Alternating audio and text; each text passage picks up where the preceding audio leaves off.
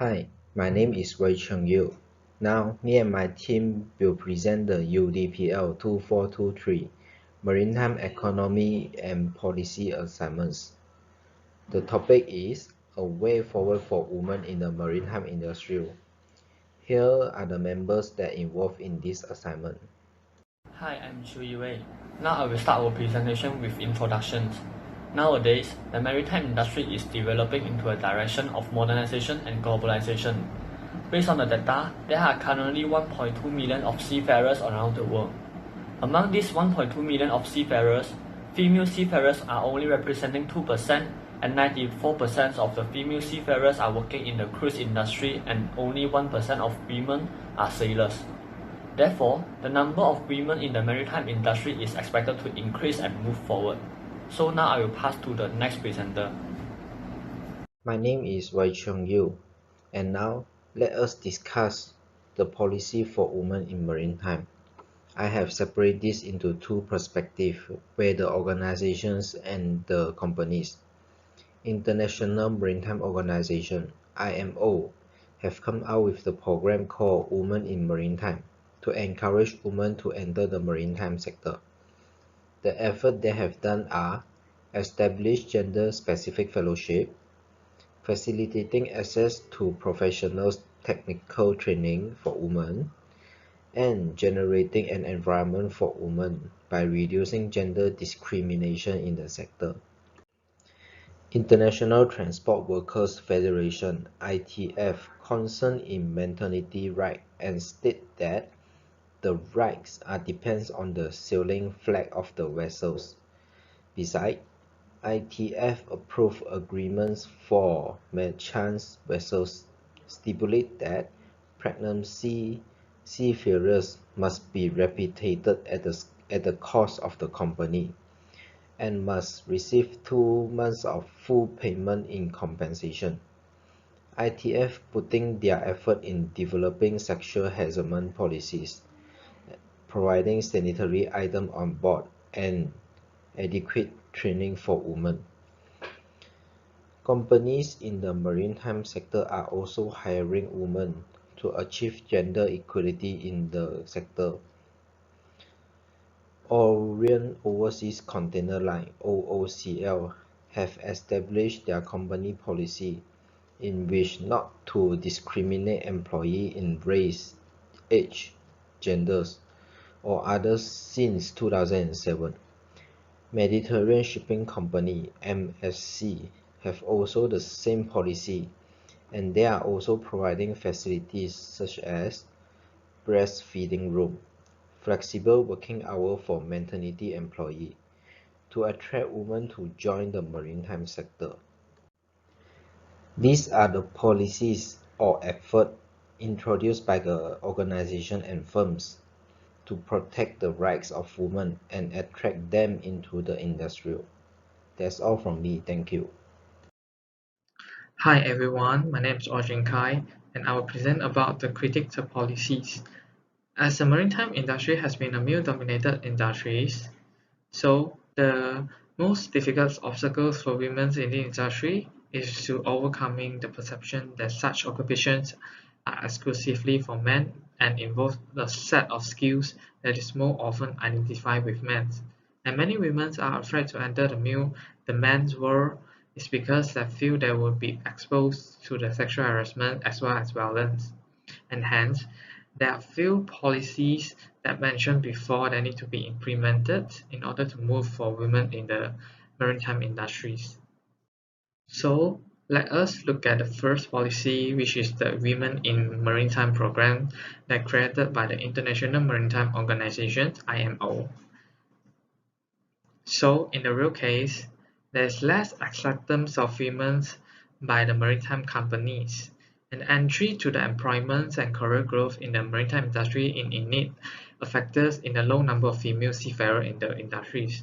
The women are kept out of this field due to the absence of the workplace support, and also the aspiring women seafarers assume they have no possibilities of advancing their careers, and they will face challenges such as the performance pressures or the difficulty to going up the career ladder in maritime industries. Furthermore, it is the policy that's started by the International Transport Workers Federation (ITF) to protect the maternity right for women.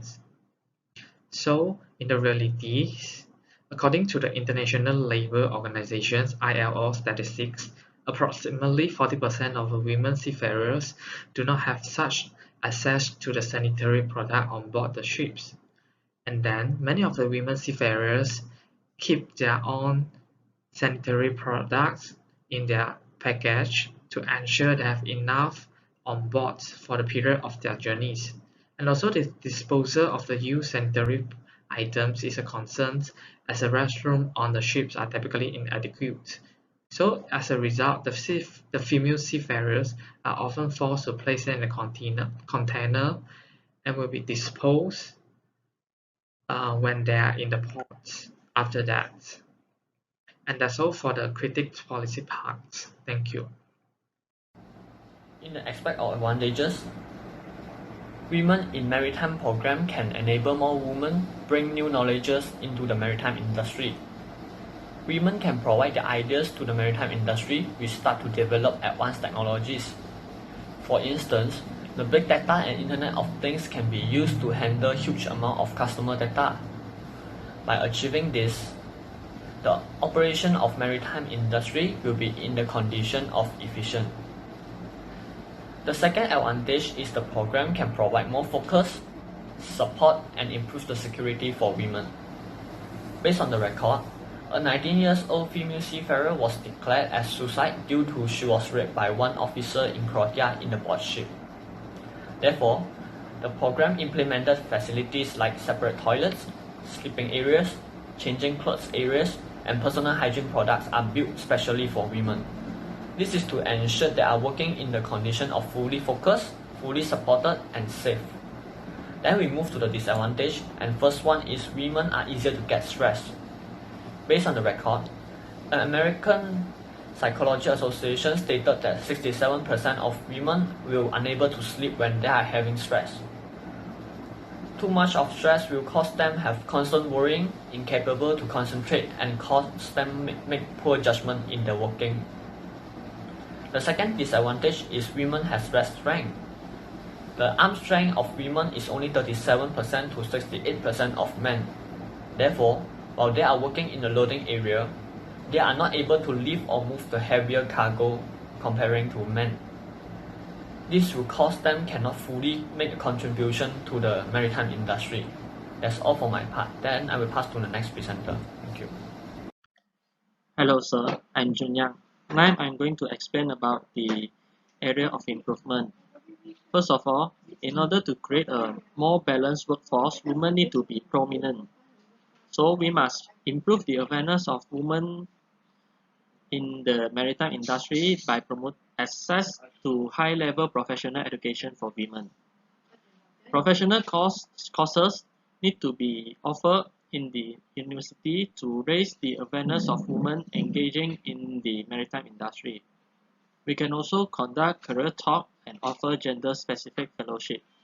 For instance, the World Maritime University in Malmö, Sweden, committed to promote the empowerment of women in the maritime industry. The next area that should be improved is focus on gender equality in the maritime industry. Maritime industry should provide equal training program to students regardless of gender. So they must commit to the agenda of United Nations 2030, which notably the Sustainable Development Goal number 5, which is achieve gender equality and empower all women and girls. Therefore, all related parties of the maritime industry should coordinate with the goal and focus on gender equality by considering the rebalance of role in their workplace.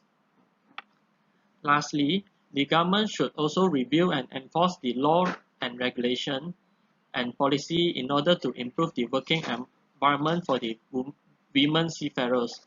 According to a research, reports show that over 70% of women seafarers had become the victim of sexual harassment.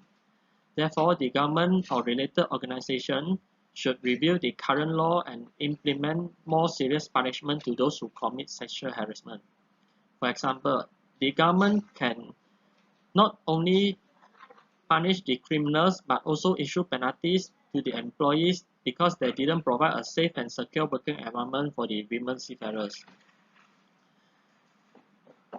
By improving in this industry, there will be more engagement of women seafarers in the future. That's all from my part. Thank you. My name is Lee Chen. Now I would like to present my part. Suggestions for betterment towards sustainability. First, women make up half of the world's talents but just 2% of world's 1.25 million seafarers are women, according to the International Transport Workers Federation. While many businesses and companies are interested in women's participation in the maritime sector, the government is also instrumental in driving this trend. Government support and promotion of women in the maritime sector is very important for women. Besides that, Maritime is an organization that serves as the national women's chapter of the Maritime Institute to implement IMO's Maritime Women's Integration Program in Malaysia. It also works with regional associations of maritime women through the Asian Maritime Women's Association. With all the encouragement and support from the government to keep women in the maritime industry. In addition, gender equality is an idea that has been promoted by many businesses and companies in the last decade. In the past, women had a very low status in society and some men discriminated against them because they felt that women could not surpass them in the workplace.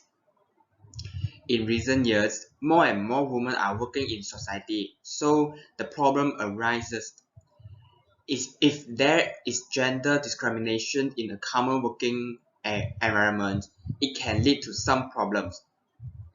For example, employees do not work together, which indirectly affects the efficiency of the company. In the shipping industry, gender discrimination can also be a problem or even worse. The best solution is to punish the sexist employees and remind them they are equal in the workplace in order to reduce the problem of sexism.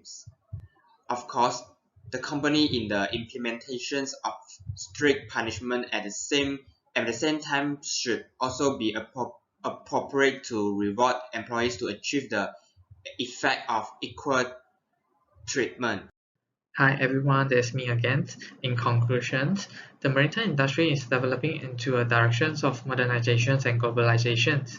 And as the maritime industry has been a male-dominated industry and the tradition is still continues to exist, so there are several policies need to be implemented in order for women to move further in the maritime industries. So the policies are still not perfect in protecting female seafarers as there are still need to improve, such as the awareness of the maritime industry to women, as well as review and enforce the rules and regulations and also the policies. So in this case, there's still a big step for us to protect the female seafarers, and it's not only in the maritime industries, but it's in the whole world that many of the female workers are still facing discriminations in the workplace. And lastly, let us work together in improving the workplace in the maritime industry for women. And that's all from us. Thank you so much.